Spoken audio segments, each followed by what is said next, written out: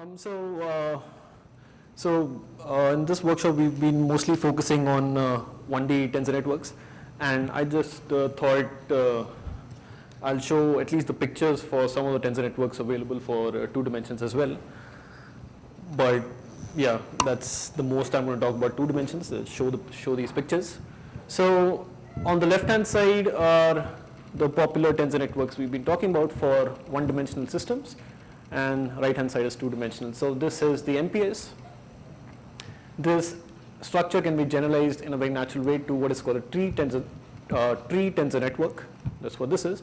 And this is the MERA. This is what I'll be talking about today. And on the 2-dimension side, this is a generalization of the MPS. So you can see that each tensor of the MPS is connected to 2 other tensors over here. And over here, each tensor of the PEPs, this is the PEPs, is connected to 4 other tensors. And once again, you have these free indices coming out from each tensor, and these correspond to a site on your lattice. And this probably doesn't look very insightful, but it's the 2-dimensional version of the MERA.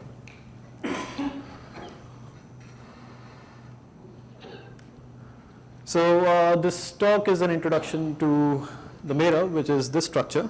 And once again, I'm going to focus only on 1D systems. Last time I introduced what a tensor network was, and basically tensor networks are a way to efficiently parameterize your many-body wave function, and an efficient parameterization, in fact. And I gave a specific example, the MPS, matrix product states, and I argued that these are a natural variational class for describing ground states of gapped Hamiltonians. And I showed this by proving or arguing that if I take any MPS, the correlations in the MPS decay exponentially, and the entanglement entropy saturates to a constant. So today I'm going to talk about this structure here and argue pretty much on similar lines that this structure is a natural description for ground states of critical Hamiltonians. And so I'm going to show that just from the structural properties of this network, you can derive the scaling of entanglement and correlations that you expect to see in ground states of critical Hamiltonians. And so I just wanted to request Bhaskaran to just keep adding some insights about the RG perspective on all these things. So I just want to recall one slide from last time, and this is my graphical notation because I'm going to continue using this in this talk as well. And this should really be clear, because if this is not clear, anything I say after this is not going to make sense. So I just told you that a tensor is just a multi-dimensional array of complex numbers, so an object with some number of indices, and each index takes some number of values, which I'm going to call the size of an index. And so objects like this are basically generalizations of vectors and matrices. So, and I'm going to graphically represent a tensor by a shape such as a circle and some lines coming out of it. So here are some examples. A ket, I'm going to draw a ket like this, a bra like this. A matrix is a tensor with 2 indices, and here is a tensor with 3 indices. And I also mentioned that if I fix a specific value of one of these indices, say c equal to 2, in the graphical notation it just corresponds to just erasing this index. So once I do that, what I'm left with is an object with 2 indices, and that's a matrix, and it just corresponds to selecting a matrix from this collection of matrices here. So the same thing happens over here. If I fix a equal to 2, I'm left with an object with just this open index, that's a vector, and that corresponds to the second row. And if I fix both, that corresponds to a complex number. So fixing indices leads to erasing indices from the diagram. And now I can reverse this game as well. Given a matrix, so object with 2 indices, I can append an index which takes only 1 value without changing this object. So given any tensor, I can append these dummy indices. So indices with size 1. And that's just effectively another way of looking at the same object, and doesn't change. So it still looks like a matrix. And I also mentioned that there's a simple rule for estimating the cost of all these contractions that we keep doing. And the rule is so you look at the diagram for the corresponding contraction and identify the sizes of all these indices which appear in the contraction. And simply the product of these sizes would give you an estimate on the cost of the contraction. So at some places I would be interested in estimating some costs, so this is going to be useful there. So then let me tell you what the MERA is. So a MERA belongs to a subset of the many-body Hilbert space where the where the many-body wave function decomposes like this. So recall from last time that this tensor over here with n indices is just what I'm calling my many-body state. It's just a graphical representation of the many-body state. And each index over here corresponds to a site on my lattice, and there are n such sites. And since this guy is a decomposition of this, the number of open indices have to match on both sides. So then each open index of the MERA corresponds to a site of the lattice, and then there are n such sites. And then once again, the size of all the internal indices that appear here is bounded by some chi, which I'm going to once again assume to be independent of n. So now consider that you were looking at a particular configuration on the lattice. So the first site is spin up, then spin down, and so on. So that corresponds to fixing the value of these open indices. And like I just said, that would imply just erasing these indices, and what I'm left with is a circle, and that's just a complex number within this tensor. And this is simply the amplitude of that configuration in this wave function. Now let me do the same thing here. So if I choose a particular configuration on my lattice, that would correspond to fixing the value on all these open indices here. So I would effectively erase them out. And what I'm left with is a diagram with no open legs. Now these hanging legs which appear on the right and left, they are not open. So in fact, I've put these connectors here. And I'm going to assume periodic boundary conditions. So this diagram really closes on to itself. So left and right actually connect. So you should think of this as being stuck on a cone, on a birthday cap. So after fixing all these indices disappear, and I have some number of tensors left which are connected, and there are no open indices, and now I can contract all these tensors to obtain a number, and that number is precisely the amplitude for that configuration. So what was a single number here is now represented as a contraction of these large number of tensors. So yeah, I mean, at first look, this looks like a big mess, and it looks like a lot of stuff is happening here. But indeed on, yes? So what happens at the topmost triangle there? There is no vertical leg? So if this is a pure state, there would be no vertical leg. But you can in fact describe density matrices as well, and then you would put a vertical leg here. But hopefully that will become clear in soon. So yeah, but on closer inspection, one finds that there is some nice regular kind of structure going on here. So let's have a closer look at what's going on here. All these matrices are the same in each layer? At this stage, I'm not saying anything like that. So they could in principle be all different. So let's look more closely at what's happening. And the first thing to note about the MERA is that it can be thought of as being made of layers, in the sense that tensors within a given layer are connected to one another in the same way. So here I've indicated the layers using these different colors, and you can see that the tensors within each layer, they are connected together in the same way. And you can also notice that the number of tensors in each layer, they keep decreasing. And in particular, if you sit down and count this, you would see that this layer has n tensors, this layer has n by 2 tensors, then n by 4, and so on. So as you proceed upwards, the number of tensors are reducing by a factor of 2. So in particular, what that means is that the total number of tensors in this tensor network are just order n. So you just sum up n plus n by 2 and so on. So that's order n, and each tensor over here has a number of components which is just some power of chi, because all these indices take chi values. So this chi, for instance, has chi to the 4 components. So the total number of components is just n times chi to the 4 order of this.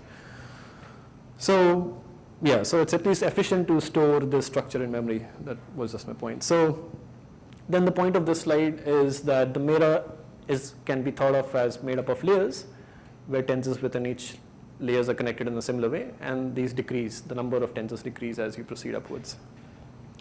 So at this stage, you are also alternating the ranks of the tensors, right? So in the square, they are fourth rank tensors. That's the next slide. Yeah. Right. Yeah, sorry for being so slow, but so now let's look more carefully at any one layer in this diagram. So what you see is that each layer is made up of two kinds of tensors, which are differentiated by squares and triangles. Now, I could have drawn them as circles, but it's just to make a distinction and to indicate there are two kinds of tensors at each layer.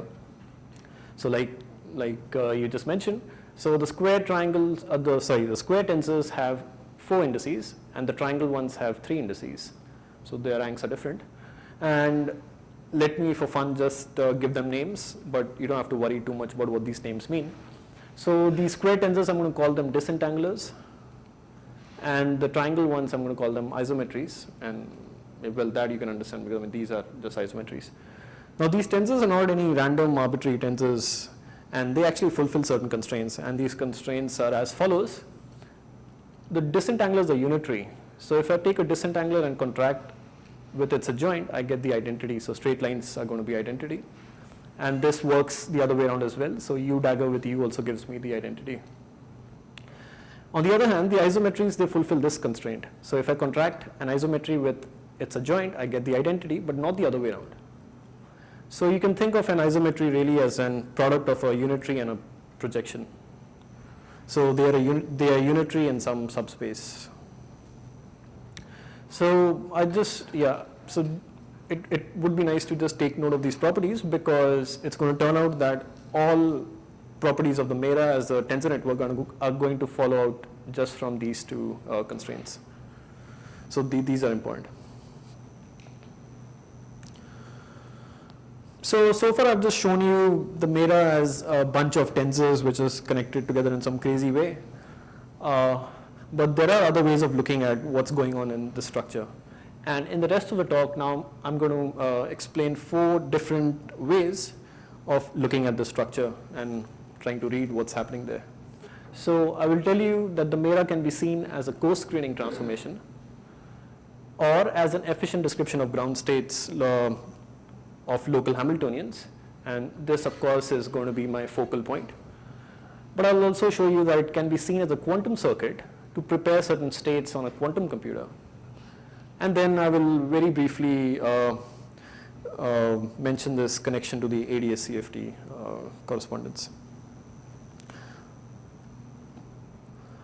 So let's start with the first perspective, so the MERA as a coarse-graining transformation. So coarse-graining transformation is just a transformation that allows me to systematically view my system at different length scales. So if I have a system, if I have the description of a system at some length scale, and by description I'm going to mean two things. One is I have the Hilbert space, and second I have my observables at that length scale. I could be interested in knowing the description of the same system at a larger length scale. So in order to do that, I need a coarse-graining transformation.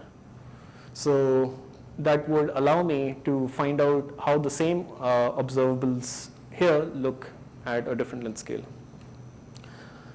So mathematically, a coarse-graining transformation is simply a linear map between a vector space and a smaller vector space, but one which preserves inner products. So you can also think of a coarse-graining transformation as an embedding of a small vector space into a large one. So if there are 2 vectors of some length and some angle in the small vector space, this embedding puts them into the larger vector space without distorting their lengths or the angle between them, but can rotate the 2 vectors. So that's the generic definition of a coarse-graining transformation, and we've already seen an example of this. This object we've been calling the isometry is in fact a coarse-graining transformation. So here there is, when you do this coarse-graining in conventional statistical mechanics, it's one way, so it's a semi-loop. Here you can revert, yes, because we're going to preserve information at all in scales. We're not going to throw it off. Go up and down. Yeah. So we'll have a map which can take us up and down. So here's an example of a coarse-graining transformation which we've already seen. So this object now, which was just previously a tensor with 3 legs, I can in fact regard this as a linear map by associating a vector space, a chi-dimensional vector space on each of these indices. And then this is a linear map from the tensor product of this vector space with this vector space into this vector space. And this is a coarse-graining transformation precisely because this object fulfills the constraints I showed you previously, that if you contract isometry with its adjoint, you get the identity. And this constraint is precisely the one which guarantees that the scalar products are preserved. Sorry? Right. So this is all coarse-graining on a lattice. Right. But what is interesting is you can go back, you give a chi, subunity, there is some amplitude for various options. Right, so they're unitary in a subspace, so you can go back, yeah. So now having told you that one of these isometries is a coarse-graining transformation, now let's look again at one of the layers of the MERA, which is simply made of, or which simply corresponds to applying several of these isometries in parallel. So then a layer in the MERA can actually be seen as a coarse-graining transformation on the entire lattice, which takes the original lattice and groups each pair of 2 sites into single sites. But we do something extra than just simply coarse-graining sites. Before actually coarse-graining them with the isometries, we apply these local unitaries on my original lattice. And so this is my specific choice. I mean, I can always apply a unitary before coarse-graining because this unitary is not going to mess up with the scalar products either. So this whole transformation as seen collectively is still a coarse-graining transformation, still preserves scalar products. And this is the choice I'm making. So An important choice. yeah, right. This is our choice for a coarse-graining transformation. So can this I understand this slightly physically? So suppose just for argument's sake, let's say I have 2 sites, spin halves. So I'll have 4 states, a singlet and 3 triplets. Right. So when I go the next level, am I just picking up the lowest singlet state of or some one particular state in the You're projecting onto a chi-dimensional subspace of that. So maybe throw away the singlet and keep only 2 states from the triplet. Right. So then I'm slightly confused with Bhaskar's comment that you can go back because there is a projection, right? So if I give you that last leg, how can I reconstruct? So that last leg is a many to one. So it's basically that your states which look very big on the original lattice, that's just an illusion in the sense you can. So these guys are giving you a basis in which you find out they in fact live in a small subspace. So given the tensor, will become a subspace back onto some subspace. Right. so given the tensor, you can uniquely get the amplitude for whatever you want at the bottom. Given so.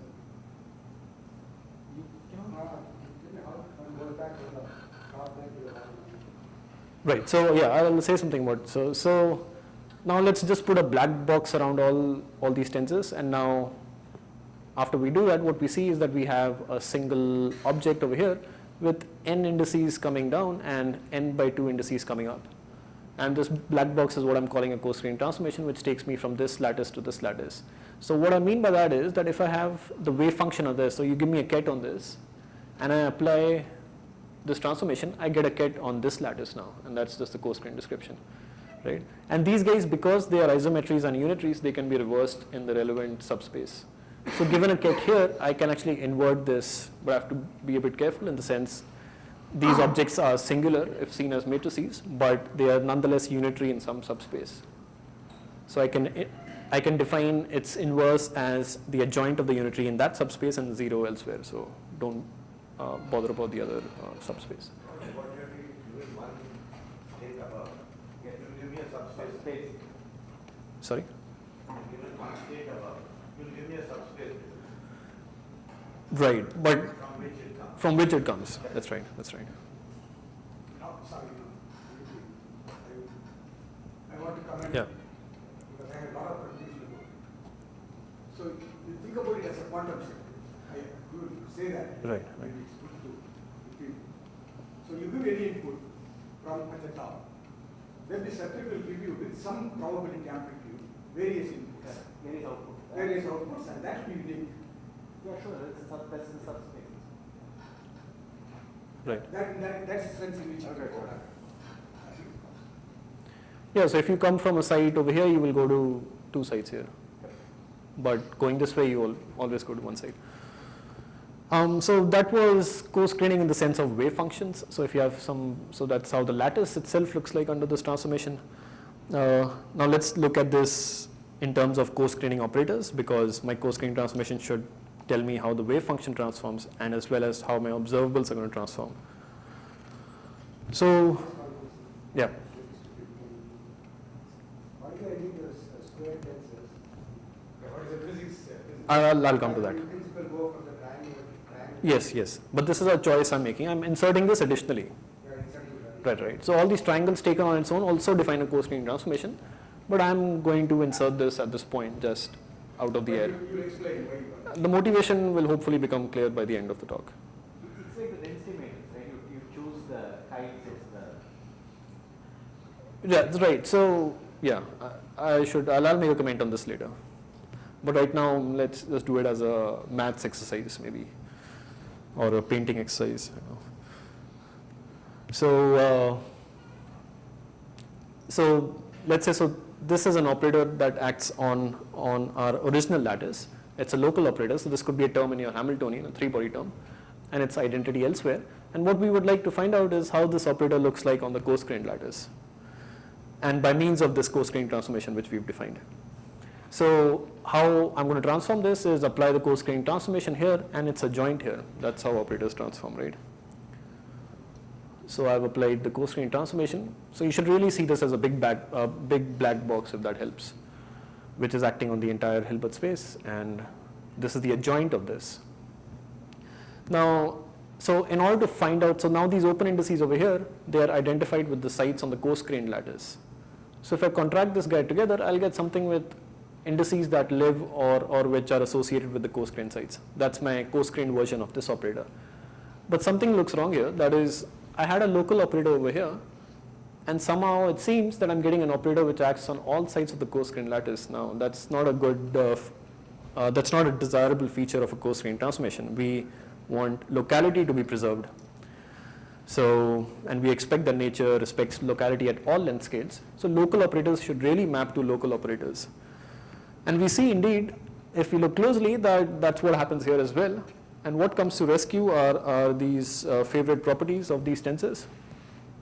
So the disentanglers are unitary and the isometries are isometries. So you would notice that several disentanglers are connected to their respective adjoints. So evoking this property, these guys are going to cancel out. So these disentanglers. And once they cancel out, they are going to leave certain isometries that are going to be connected to their adjoints. And then I'm going to evoke the second property and cancel them out. So really the previous diagram was just, there was a lot of hoopla which didn't matter, and a lot of cancellations were possible. And in the end what you're left with is this small set of tensors that you have to contract, and there's no escape from here, so you just have to sit down and do this. And once you do that, you get a 3-body term. So your 3-body term on the original lattice is coarse-grained into an effective 3-body term on the coarse-grained lattice as well. So that's what we wanted, and that's what, so we wanted that as a feature in our coarse-graining transformation. And let me also just mention that in order to coarse-grain our operator, we just had to actually make this contraction, and all the other contraction we didn't have to actually make it, we got it for free. So the cost of doing this contraction is once again just some power of chi. The power itself is not important. The point is that it's independent of the size of the system. So it's some constant cost. So I just want to mention that as an aside right now. So just for, suppose you do the same thing with the MPS. Probably you did it already, similar things will happen also. Right, so here, so the MPS also can be used to define a coarse-graining transformation. So here we are putting 2 sites into single sites. So an MPS, what it's doing is it's first putting 2 sites into a single site, then adding 1 site, then adding one side, and then adding one side. So it's a tree with only one branch, so to say.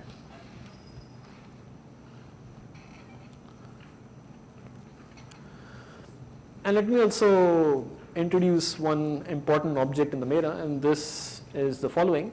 So I showed you that this is the small contraction I have to make in order to find my coarse-grained operator up here.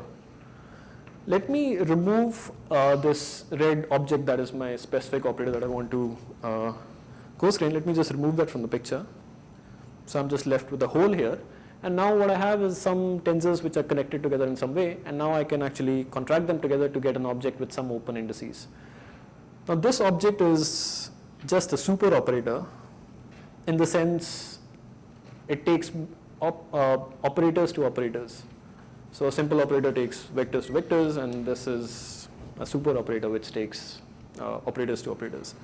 And this is going to be an important object, and this in fact is the object which is defining your RG transformation, the coarse-graining transformation. So you can actually see that as, so instead of thinking of this whole line of disentanglers and isometry sitting here, you can just look at this if you're looking at how local operators coarse-grain. So this is called this, I'm going to call this the scaling superoperator. It tells you how to scale. So that was about a single layer of the MERA. Now in that picture, let's go back to the MERA as a whole. So what you see is that the MERA is just a concatenation of several of these coarse-graining transformations. So you start out with a lattice here, and then you obtain a coarse-grained lattice by applying one set of these unitaries and isometries. And then you do this, so at this stage you have already half the number of sites, and then you apply these set of disentanglers and isometries to get another coarse-grained lattice, and eventually you reach the top where you're left only with two sites. So this is the effective description of the entire lattice, but just in terms of two sites. So as a description of a many-body wave function, what the MERA really is the description of the wave function at various length scales. So it resolves the wave function into length scales in the following sense, that if you look at the MERA as it is drawn here, considering all the tensors that appear in this drawing, then that is the wave function that lives on this lattice. That's how the wave function looks like on this lattice. But now let me erase all these tensors in the first layer. Let me just erase this layer, and I'm left with a reduced MERA. So starting from here and ending over here, that's still a MERA. It has the same structure, but now it's reduced, fewer number of layers. And that, you just, it's not even integrating, because so connecting them over here implies integrating over, but now I'm just removing them. So I had all these tensors together, and now I just forget about these. I mean, I just look at the network till here. And that is the wave function as it looks at length scale L1. And then so on. And then in the end, once you reach here, so let's say I cut out all these tensors out, I'm left with this tensor at the top, which is simply the wave function of the entire lattice as it appears on two sides. And just coming back to the previous questions, so it's a pure state. And that's because of this. So if you put an index here, I won't be talking about that, but that just means that you're keeping a subspace now. So it could be, for example, topological degree of freedom. Keeping an index there? Or, just the meaning of. Right. In fact, that's so resolving into length scales precisely means that what this structure is doing is that these tensors over here correspond to properties of the wave function at this length scale, and then so on. And this guy over here really corresponds to the properties that are relevant for the global properties. And in fact, people who've used this, let's say, to find the grounds, to represent the ground state of the toric code or other topological models, they end up seeing that all the information is really encoded in this top tensor. So that means that if I have a operator there, and the high level operator will come down to a highly non-local operator. Right, exactly. So that means if I have a topological degeneracy of n, the final answer will be 0, 1 to n minus 1. Sorry, say that again. That is, if I have a system with topological degeneracy n, Right. that means when I reach the topmost state, I will get some number from that will answer will be one of the numbers from 0 to n minus 1. or 1 to Right. So in fact, this tensor can be used to calculate the topological entropy. You just need this tensor. That's what I'm just trying to say. So that was about what the MERA has to say about, and in terms of the wave function. That's a resolution of the wave function in terms of length scales. Let's think of the MERA now in terms of the coarse-graining transformation on operators. And then we can simply see that the MERA defines an RG flow of these operators. So if you have your Hamiltonian on the bare lattice, by applying this coarse-graining transformation a number of times, you can see how your Hamiltonian looks like at various length scales. So, and this, you can do this for any operator, so you can look at the RG flow of any operator.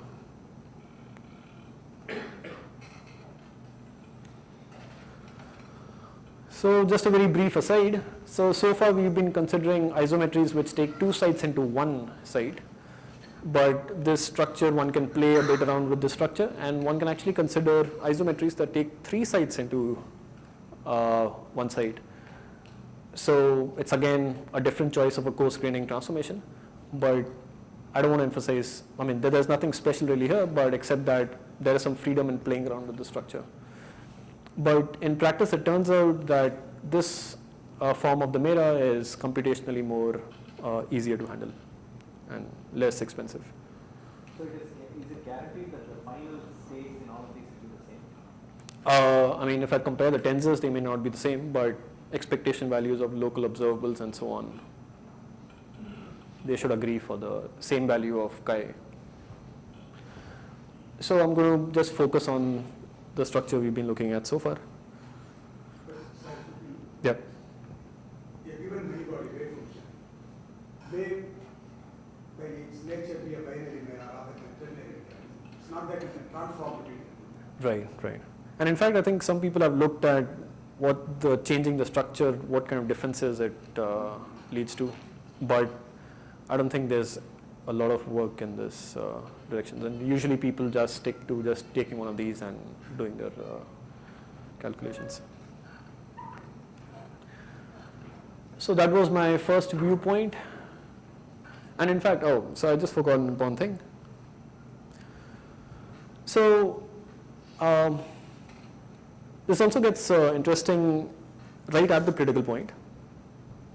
So if I'm looking at the wave function at the critical point, I really want to consider a lattice of infinite sites. And then I'm going to use, and then my MERA effectively is going to extend in the infinite direction and in the horizontal direction as well as in the scale direction.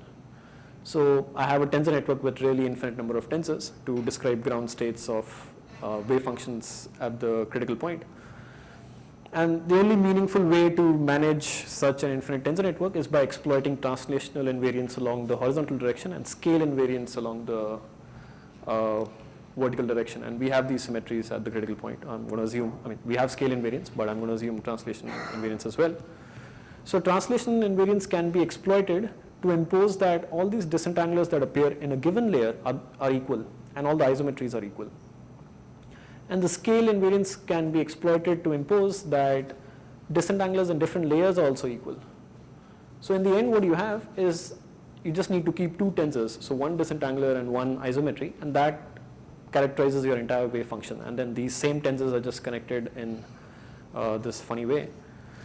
So in particular, what that means is that your scaling superoperator object, which for the finite case could in principle be different for different layers because it's made up of the disentanglers and isometries appearing at a given layer, now is actually same at all layers. And this object is actually, it turns out that this object can actually be used to characterize the underlying conformal field theory. So you can find out the local scaling operators, which are operators which are just mapped to themselves under the scaling transformation. And they're simply the eigenvectors of this scaling operator.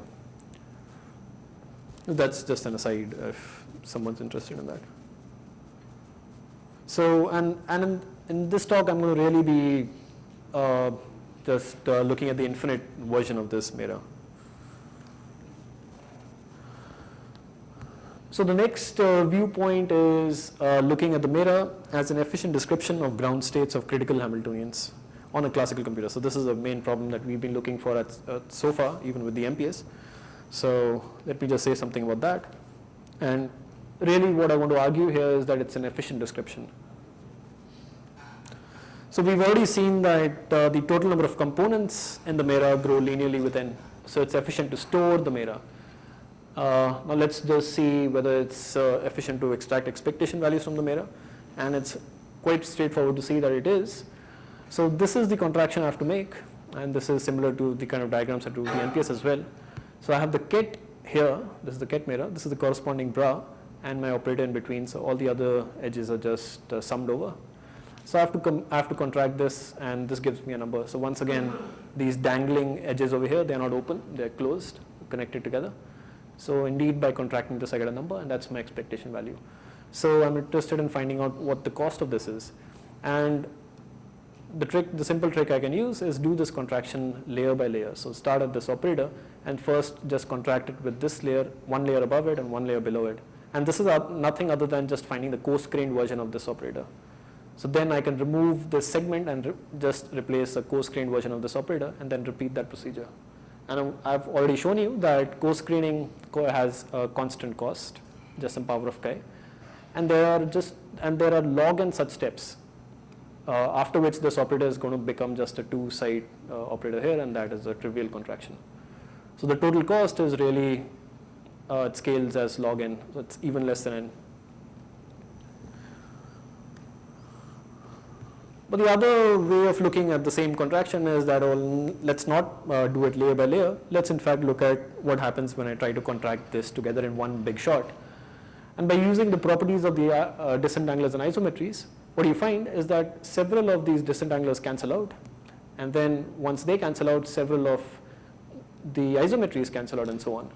And in fact, what's only left in the contraction are tensors which lie in this shaded region. This is called the causal cone of the MERA.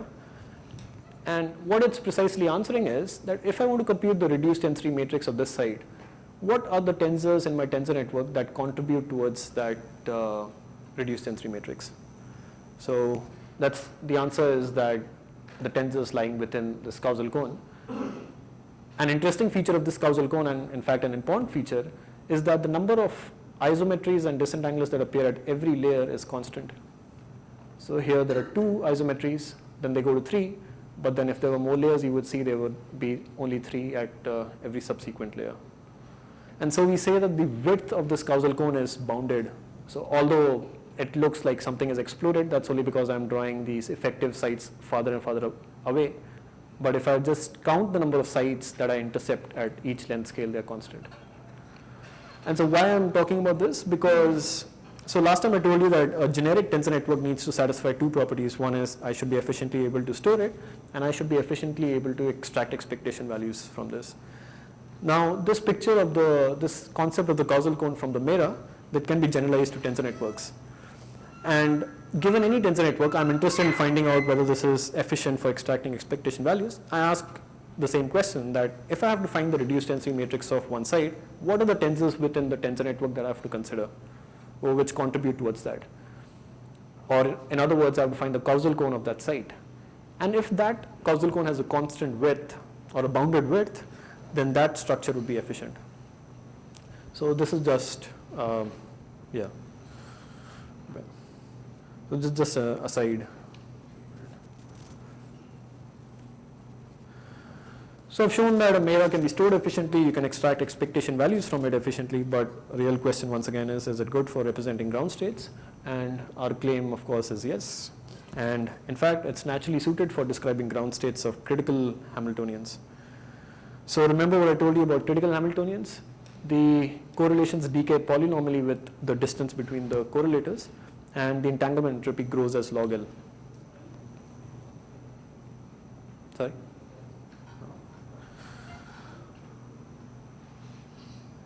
And now I'm going to argue that in any MERA, correlations decay polynomially and entropy grows as log L. So I did a similar argument for the MPS, and it's going to be pretty much on the same lines. So once again, I want to emphasize that I have no Hamiltonian or any ground state at this point.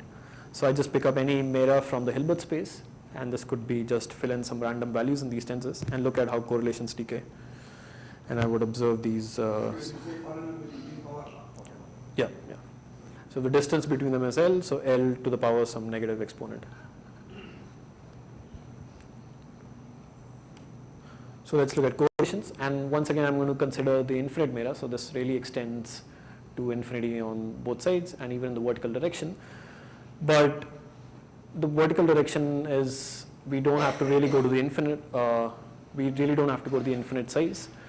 So this diagram is just like the previous diagram for computing expectation values, except that you now have two operators, and now that is my infinite ket MERA and that is my infinite bra MERA, and all these other indices are going to be contracted. Now if these are separated by some distance L here, so let's put a black box around them. So it's going to be some LL site operator here. After coarse-graining, it's going to shrink and become some, let's say L-1 or L-2, or yeah, it's going to shrink. And then exactly after log L steps, it's going to become a 3-site operator in this coarse-graining transformation. And then after that, it's going to remain a 3-site operator. So let rho be the reduced density matrix at that length scale where it becomes a 3-site operator. And simply the value of this diagram is the trace of rho times the coarse-grained version of this black box. And what is that? It's just my original operator, and I've applied the scaling superoperator log L times. So 1, 2, and so on. So log L times, and then I simply eigenvalue decompose this scaling superoperator, and you can quickly argue that this value can be approximated as lambda to the log L. And lambda to the log L can be rewritten as L to the log lambda, and lambda can be shown to lie between 0 and 1 if the wave function is normalized. So that means it's a polynomial decay in correlations. So this is following strictly from this structure and the structure of the network and these properties, that the fact that these things cancel out, they play an essential role in this. So quickly let me show you the same argument for the entanglement entropy. So once again we're interested in finding out the block entropy for a block of L contiguous sites on our original lattice, and we want to show that this entropy is proportional to log L. And in fact the statement is equivalent to making a statement about the rank of this reduced density matrix, that in fact the rank is some constant to the power log L. So you can just believe me right now that if this is true, then this automatically follows. So I'm going to prove this version. So in order to find the rank of the reduced density matrix, I need to first find the reduced density matrix. So let me, and it's pretty straightforward to find the density matrix here. So what we see is that if I'm looking at a block of L sites here, once again after log L steps, it's going to become a block of 3 sites. So let rho be the corresponding reduced density matrix again. And now I can derive the reduced density matrix here simply from this guy over here by reversing my RG flow. So I do it once. So I'm fine graining now. I do it twice, and in general I would do it log L times till I reach my original lattice, and I have to trace out everything which lies outside my block. So now I can contract all these tensors together, and I'm left with an object with L open legs above and L open legs below, and that's just the reduced density matrix for my block. But I'm really interested in saying something about its rank. So let me not contract all these guys together in one shot. Let me partition this diagram into 2 pieces, and then contract all the tensors lying above this partition into a single tensor, and similarly all the tensors lying below it into a single tensor. So what I end up with is something like this. So this is nothing other than it's a decomposition of my reduced density matrix into 2 pieces, into 2 pieces. And I mentioned this last time that the size of this index is simply the rank of the reduced density matrix. So we just have to estimate the size of this index, and the size of this index is precisely the product of the sizes of all the indices which intercept this horizontal line. And the only important thing to notice here is that every layer in this fine graining transformation contributes 2 such lengths. So there are log L such fine graining transformations I have to do in general, so there will be log L such links that I have to cut. So, and then I just multiply them, they are of size chi each. So I've shown that the rank of the reduced density matrix is just some constant to the power log L. That's what we wanted to show, and then this follows straight off. So in any MERA, you see the scaling properties that you expect to see in ground states of critical Hamiltonians. So that's not a proof of anything, once again, but it's encouraging that to at least use the MERA as a variational ansatz for finding these ground states. So one usually proceeds in a similar way to DMRG or some other variational algorithm in which you start with a random MERA and say, oh, that's my ground state, and then modify a few tensors such that the energy is lowered and call that your new ground state, and then repeat this procedure until you converge somewhere, hopefully close to your real ground state. So if I know the critical properties of exponents, then when I construct a MERA, which will always be the same. Right. So once you have the MERA for the ground state, you can actually compute the critical exponents and even other exponents and a lot of information. Given the exponents, can I? Yeah. Okay. The inverse. No, I don't think so. So this is in the end, we just find this numerically. And these tensors that you end up finding, they are really non-trivial. I mean, so it would be hard to imagine that just given a central charge, you can actually find out all these tensors. But people have calculated for different central charges the scaling exponents for MERA. Right, but then How do they do it? they variously find the ground state. So there is a Hamiltonian corresponding. Oh, yeah. They're looking at a Hamiltonian, they find the ground state, and then they find out, after given the MERA, they find out all these things. Is the scaling exponent, is there any connection between that and the kind of mirror?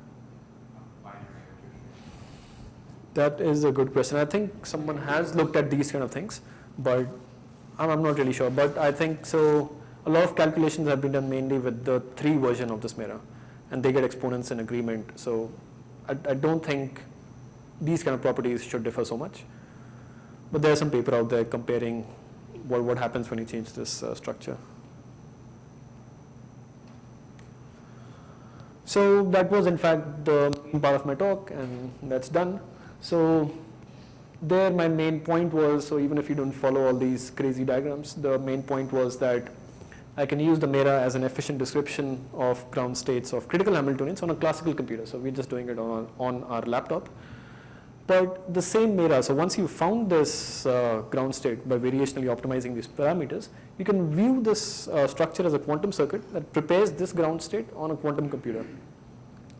So Here I just want 1 and 2 could have worked even without your squares. 1 and 2? The 1 and 2, whatever you have said so far. Right. In terms of efficiency and so on. But you wouldn't get the polynomial decay of correlations and Without squares. yeah, without squares. So in The third one is important. I'll mention the role played by the squares now, right?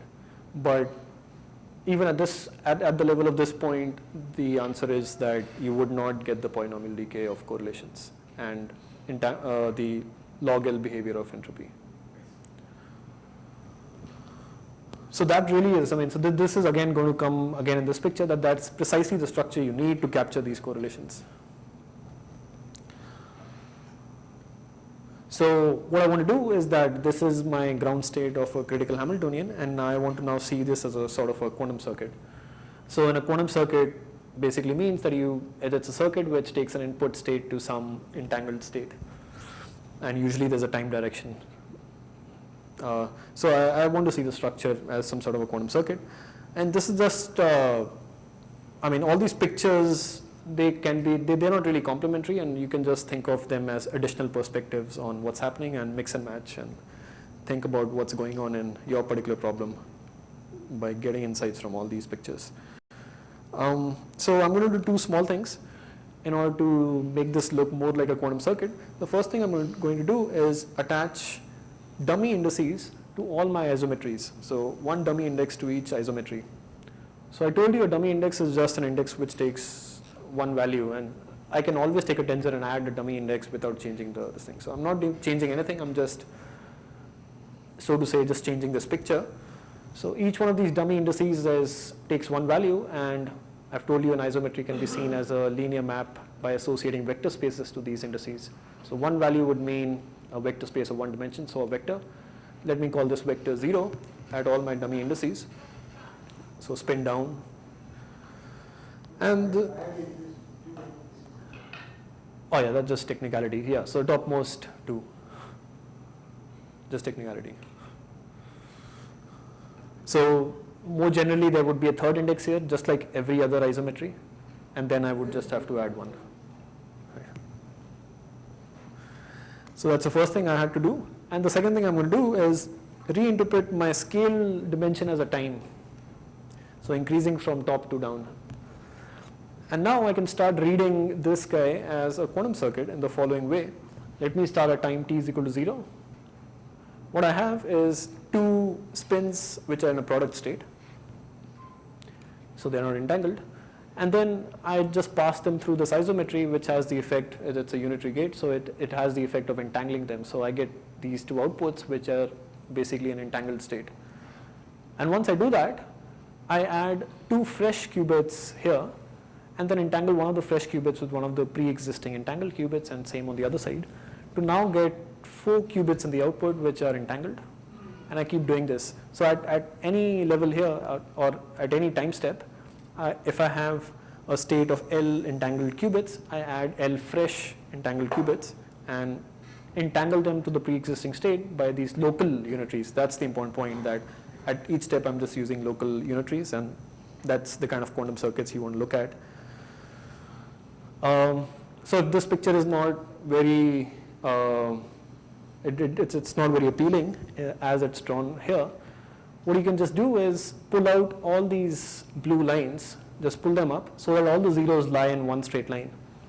And then that's just a product state of n qubits. And by going, so basically what this MERA is doing, but all these gates are simply entangling, adding entanglement at every length scale, and what you end up with is an entangled state of n qubits. So the MERA prepares an entangled state starting from a product state, and this entangled state is precisely your ground state, and that's because you have found out your tensors that correspond to the ground state.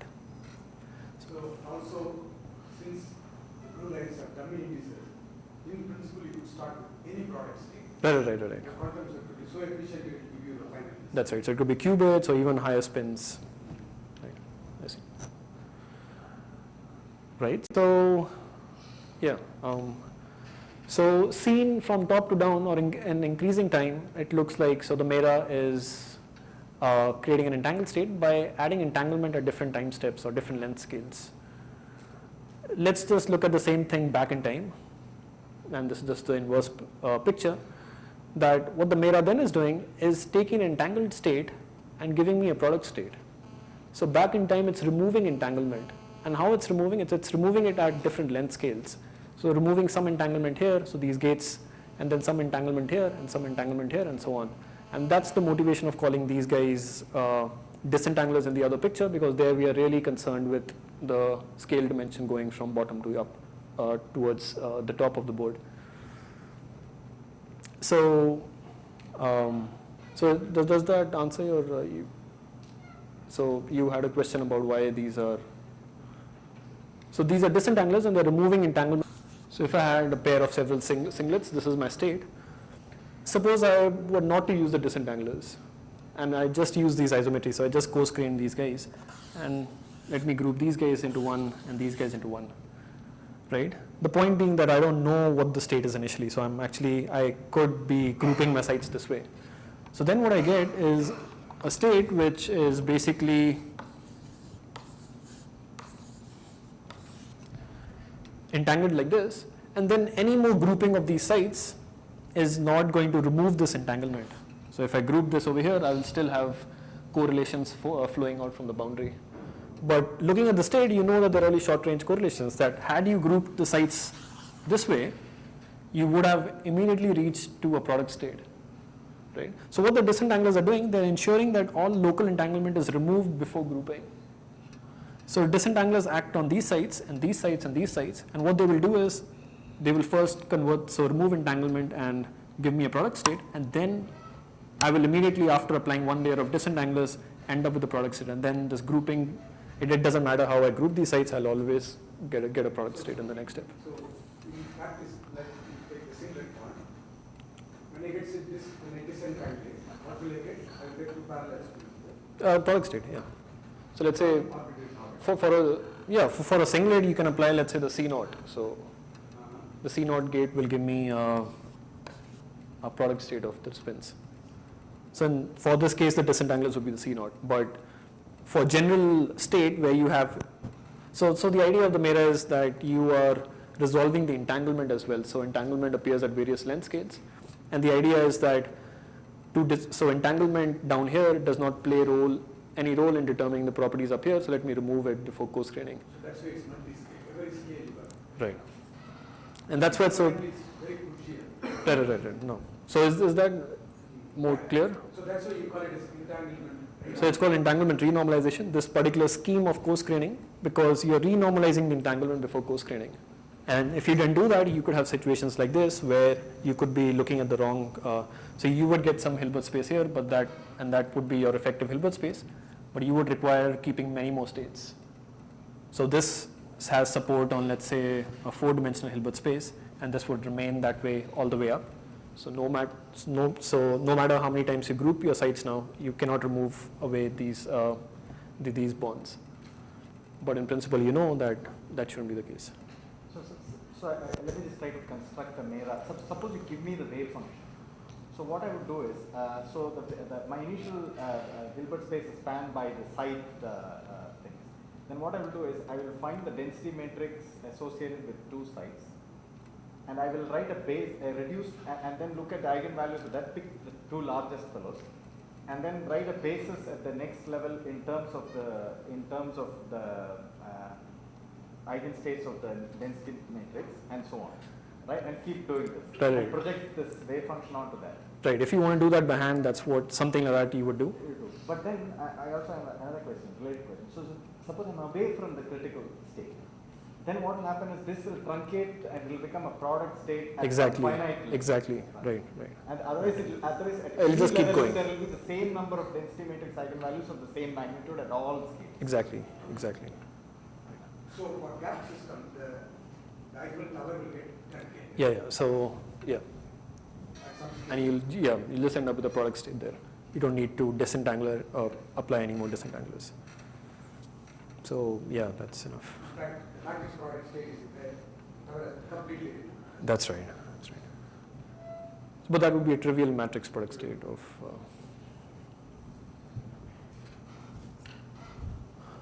So that was my picture of the MERA as a quantum circuit.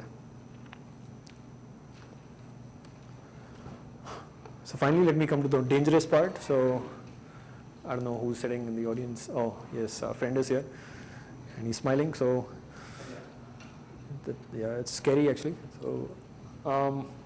So this is a recent. So someone just recently pointed out that this crazy network that we've been looking at has something to do with the ADS-CFT correspondence. And really, my purpose here is just to open this, and I would actually like some helpful comments from. I'm sure a lot of people know much more than me here. But let me just briefly say what this connection is about. So first I'm going to redraw my MERA in a different way. So this is how I've been drawing the MERA so far. Okay, and once again remember that these left and right sides are connected together, so this is stuck on a cone.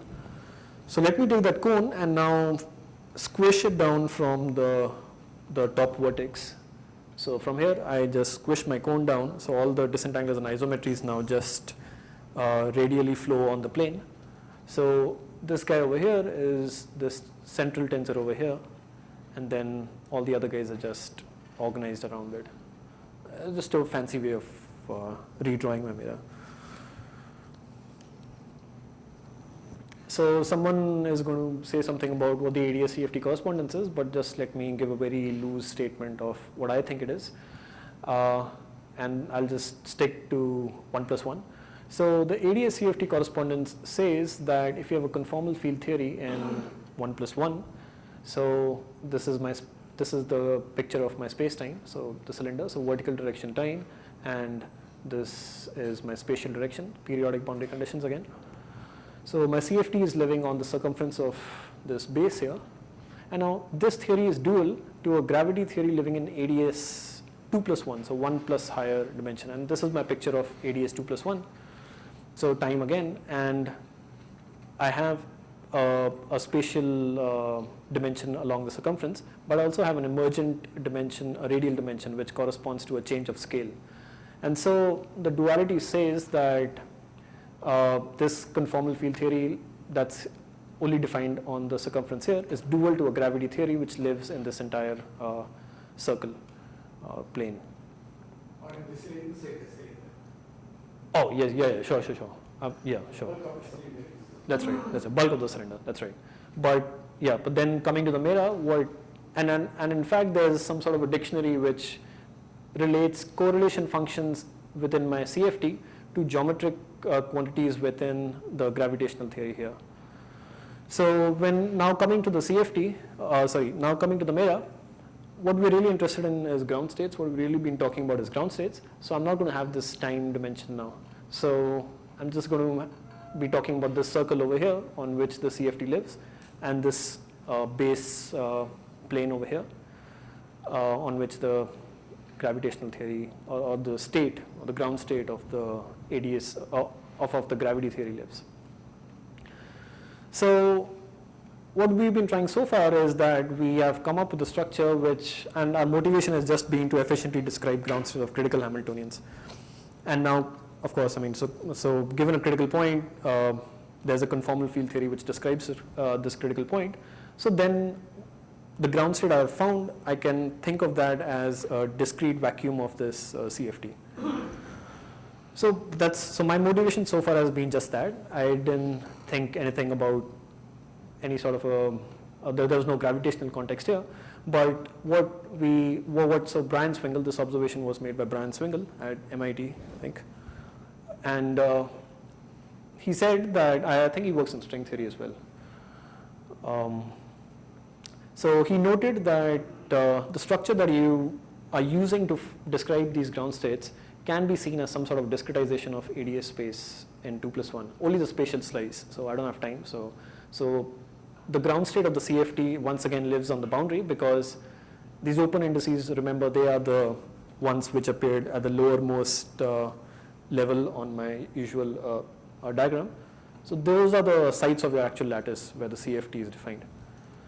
And now, just in trying to define those or describe those states efficiently, I am using a structure which has an emergent scale dimension. So this Z over here corresponds to this dimension which goes into the bulk. So in the actual correspondence, we also have this dictionary which relates correlation functions here and some quantities here. So in this context, we don't have a dictionary yet, but we can still relate the structure of entanglement and correlations here with some geometric properties of this network. So for instance, if I look at correlations between some site over here and some site over here separated by distance L, this is what I've also argued before, the correlation over here can be shown to be proportional to the exponential of -1 times the length of the minimal curve that connects these two sites within this geometry. So let me look at this site and let's say this site. Now these sites are not directly connected by any link, but nonetheless they are connected by a path through the network, and there are several such paths. Let me choose the path of the smallest length. So I'm going to take each link to have unit length, and then using that as my metric, define a notion of a minimal length. So then the correlations between these two sites are going to be proportional to the exponential of -1 times the length of that minimal path. And the structure, once again due to the properties of these disentanglers and isometries, that they're going to cancel out when I compute these correlation functions, what you just see is that the length of the minimal curve is log L. If these guys are L, then that is log L. And so by stipulating that the correlations grow as exponential to the minus log L, I recover the polynomial correlations, which I've showed in my previous argument. But this may sound arbitrary at this point, but the good thing about this is now I can use the same definition and apply it to all tensor networks. So here the motivation was somehow to make a connection between correlations here and some geometric property of this network. But now I can go to the MPS and say, oh, once again, if I have two sites which are separated by distance L, the correlations between these sites are going to be exponential to the -1 times the distance between the two sites within the network. And in the case of the MPS, there's nowhere else to go, so the distance is just L, if that's separated by L. So it's an exponential decay with the distance between the two sites. And this, you can similarly classify the entanglement correlations in PEPs and all the other tensor networks I showed on my first slide. So very loosely speaking, that is the end of the connection. But before concluding this talk, I wanted to show one more connection of the MERA and geometry, but just hoping that it will have something to do with this, something more to do with this ADS-CFT business, but perhaps it doesn't have, so maybe that would be another open question. And that is a connection between MERA and spin networks. And this connection really is between any tensor network and spin networks, but here our discussion is MERA, so I'm going to just focus there. So a spin network is just a graph with edges labeled by irreducible representations of some group. I'm going to just stick to SU2. And the nodes correspond to intertwiners of SU2. And these spin networks, they keep popping up in several places, and I think the most popular place they come up in is loop quantum gravity, where a spin network is, or the set of spin networks forms a basis for states of quantum spacetime. So correct me if I'm wrong. So, so now, given right, sorry. So let's say what you call a spin network, Yeah. some kind of amplitude, is it? It's a graph. Yeah. It can have no open indices. In that case, you can understand that to be an amplitude. So it's like a wave function. It can be. So you can describe a wave function as a spin network as well. So these are really states of spacetime, quantum spacetime, in loop quantum gravity. And the corresponding amplitude would correspond to taking one of these graphs and joining it with its adjoint, and then it's a graph with no open legs, once again. And you can contract this number, and it would be some function of the recoupling coefficients of SU2. So to make some connection there, what I'm going to do is that I'm going to take my usual disentanglers and isometries, and these were the ones which fulfilled my usual constraints. These are unitary and these are isometries. I'm going to still have that, but I'm going to impose additional constraints. So I'm going to choose the group SU2, but these arguments are valid for any compact and reducible group. So the constraints I'm going to impose are the following, that the isometries and disentanglers are going to be SU2 invariant. So if I take an isometry and apply, and if I pick a group element from the group and apply it on all these indices, now of course it applies differently depending on whether the index is incoming and outgoing. So there are some arrows going in this direction. So once again, incoming and outgoing. So if I apply these elements as matrices on these indices and contract this diagram, I see that the tensors are left invariant. I mean, not that I see, I'm going to impose, I'm going to choose tensors which fulfill this constraint. So now I'm considering a MERA, which additionally, in which the isometries and disentanglers, they fulfill these constraints. And the second thing I'm going to do is rewrite my isometries and disentanglers in the total spin basis. So here, let me just show the isometries, and the same thing holds for the disentanglers. So once again, I've mentioned that this object can be seen as a linear map between the vector spaces A and B into vector space C. So since we have a group acting on all these edges now, so I can describe this vector space as a linear sum. It can as a direct sum of irreducible representations of SU2. So here's an example. So this vector space is 4-dimensional. It has a singlet and a triplet, and this isometry, I've not made any truncation here, but in principle you can have truncation. But so without truncation, I obtain a Hilbert space where I can have 2 copies of a singlet and 2 copies of a triplet and 1 copy of spin 2. So basically, I can label a basis on each one of these indices by 3 numbers. So first I was just using a single number which takes chi values, but now I'm going to use the total spin, the spin along the z direction, and an additional spin, the degeneracy index, which basically helps me distinguish between states and different copies of the same irrep. So why I'm doing all this? So, oh, sorry, I missed out one? Okay, thanks. Yeah, I made this at 2 a.m. last night, so I was a bit dizzy.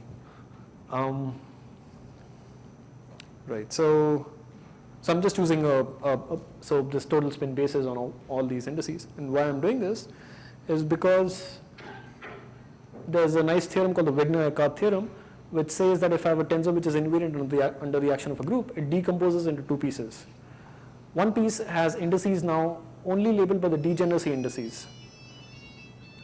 And the second one is an intertwiner of SU2. So in this case, it's an intertwiner with 3 indices, so that's just a Clebsch-Gordon coefficient. So yeah, that's just a standard result. And so the key point here is that notice that here my indices were labeled by 3 numbers each, and these guys are labeled now only by 2 numbers so these tensors live in the degeneracy space of the irreps, and here they are just labeled by the total spin, and that's an intertwiner. So each isometry decomposes like this. Once I've chosen them to be a SU2 invariant, the same thing happens with disentanglers. Here's a more general intertwiner with 4 legs.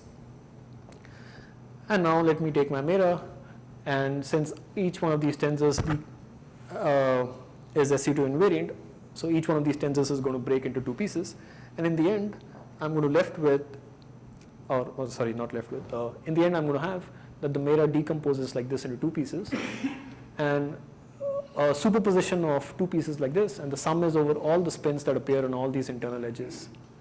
So this guy over here is some network or some operator on the degeneracy space, some coefficients, but this guy over here is a spin network. So all these edges are labeled by one of these guys, and the nodes are intertwiners. So it turns out that by imposing these additional constraints on these tensors, now this new MERA, this SU2 invariant MERA, is more appropriate to describe conformal field theories with a global SU2 symmetry.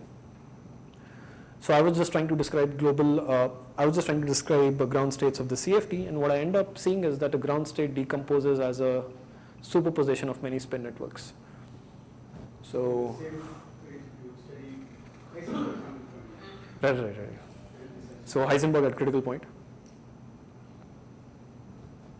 So I don't know what this means, whether this has anything to do with the previous thing, but once again the structure is got the same ADS look and feel. So, and now you also have these spins sitting on the edges. So basically that's all what I wanted to say, and that's my summary. So I've just told you that there are 4 different ways, and perhaps there are more, but I've just shown you 4 different ways of looking at the MERA. And my focus really was in telling you that it's an efficient description of ground states of critical Hamiltonians. So yeah, thanks.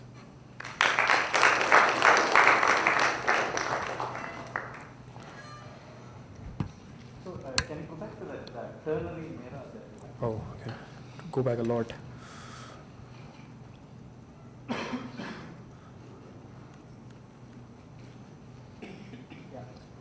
I would have thought that this should be done differently. For example, my disentangler would have 3 legs coming in and 3 legs going out, and my what was the other name for that? Isometries. Isometry would have 3 legs coming in and 1 leg going out.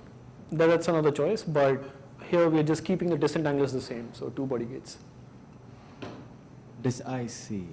No, that's another choice. I mean, I see. So the point I just wanted to make is that you can play around with the structure, and for instance, you can look at what happens when you take that structure, but what I would expect is that the width of the corresponding causal cone would increase, which has a direct relevance to the computational cost of manipulating the structure. I see, but the degrees of freedom at the next level, in this choice, yeah, one is like a site and the other is like a 2-body state, right? The degrees of freedom. So all these are just sites on the coarse-grained lattice now. Right. But each one of these corresponds to 3 sites. Yeah. So each one of these corresponds to 3 sites now on the original lattice. right? But they're sort of asymmetric products in the sense that some sites are weighted differently. All right, there's no, right, but we have the same problem. So even this structure is not translationally invariant. So if you shift the structure, you don't get this thing. Right, so, yeah. Yeah, I just have a line. So if you have a critical system translation invariant, so the entire information about this wave function is contained in that. Square object, right? The tensor. Square and the triangle, one square and one triangle. Triangle is just a coarse-graining, so that. But that's non-trivial, right? It's a generic thing. It's projecting onto some non-trivial subspace. Okay, so square. So then, in the ADA-CFT context, that should basically correspond. That information is the information of the bulk, the gravity action. The coarse-graining? Yeah. The No, triangles? The whole thing. Oh, the whole thing. Well, right. That's what you have to specify to evolve the wave. Right. But it would be more interesting to, let's say, so I've just shown that how the structure of the correlations can be related to some geodesic structure in this thing. But maybe I could have an expression for correlation functions on one side and some like area or I don't know what, or length or something on the other end. Yeah, that's there. But in this picture, I mean, it's not clear how that works. See, the usual RG, whatever we study, is basically nonlinear. The RG flow there is a nonlinearity inside that. That is because of it depends on the population dynamics kind of things. The next step depends on the previous step. So because of that, we have two kinds of fixed points, the attractor and the repeller. So it is the repeller which is more important for us for critical exponents and all. Here I don't see those kind of, I mean, you go, it appears to only one side. You don't go, that choice of going in both sides, I don't see it here. So, no, the in fact, nonlinearity business is not coming, even though your starting point is similar. right, but in fact a site over here does go into several sites. So this cone which I showed,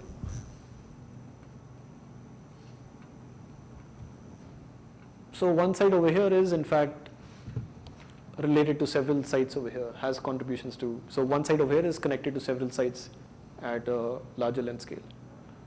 And the other way around as well. So one site over here corresponds to several sites on a smaller length scale. Yeah, but why don't we get both the two kinds of flows, either you go towards the attractor or repeller, why you don't get it here? So you're saying why the ascending superoperator is only one? Yeah. That uniquely maps operators Even to though your operators? starting point is similar, I see. both the RG starting point is same. So I don't know, maybe Bhaskaran would have something to say about this. But this is describing just the critical point, right? Yeah. So this is describing the state at the critical point. Going to the fixed point, but you can start from anywhere in between the basin of attraction, and there is a possibility, this is a nonlinear map. You start. No, but if I'm away from the critical point and if I start, then I have a finite correlation length. Yeah. Then if I have a wave function for that, then this thing will truncate at some scale which is proportional to the correlation. It will simply truncate. So you are not approaching that. You are not going to change. So you are given the wave function of the state at a given coupling constant. No, I understand that. What my point is that RG flow is basically a nonlinear problem. It's because it's like population dynamics. Your next population depends on the previous one. So that nonlinearity shows up in the form of two fixed points and all this attractor business. Why it's not happening here? That's my question. Even at some stage. Because you are at a fixed coupling constant and you are studying the wave function at that coupling constant. And you are looking at what is happening at a fixed coupling constant to the wave function when you look at it at larger and larger scales. So if you are at the critical point, then it will, and if you have an infinite system, it will keep going, and after a stage it will look the same at every level. Whereas if I'm away from a critical point, it will stop and it will just get truncated at some fixed. So it could be possible depending on. If you use this transformation to transform your Hamiltonian to the black box and somehow define new coupling concept, then that will be a nonlinear relation. Yeah. If that is possible. It's inherent here actually. Whether you do it coupling constant or any transformation is going to be nonlinear. Because it depends on population dynamics. So here the transformation in some sense is on the states. So that is unitary and linear. Is The wave Especially function, at you only look at the wave function. language. It's just a Coupling series of also normal. unity transformation of the states.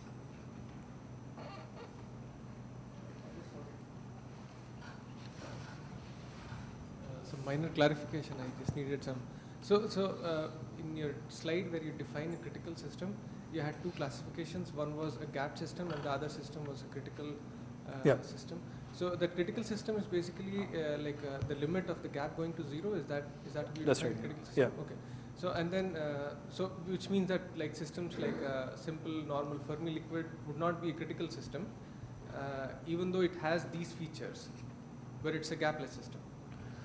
Right, I see. So, so I think that requires changing the structure slightly to Right. adapt to these kind of.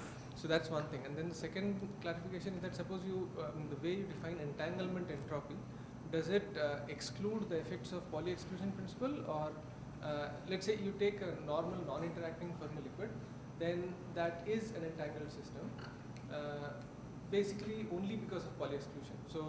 So someone else would have something to say about that, right? But over here, the only measure we're using is this one Newman entropy. But yesterday, so we had this talk on looking at entanglement in fermions and all. But the measure we are using is just one Newman entropy. I don't know. Yeah, the Oh. message was that one has to be careful. One has to be Because okay. entanglement due to symmetrization or anti-symmetrization is not a physical entanglement. Not a physical. So that was.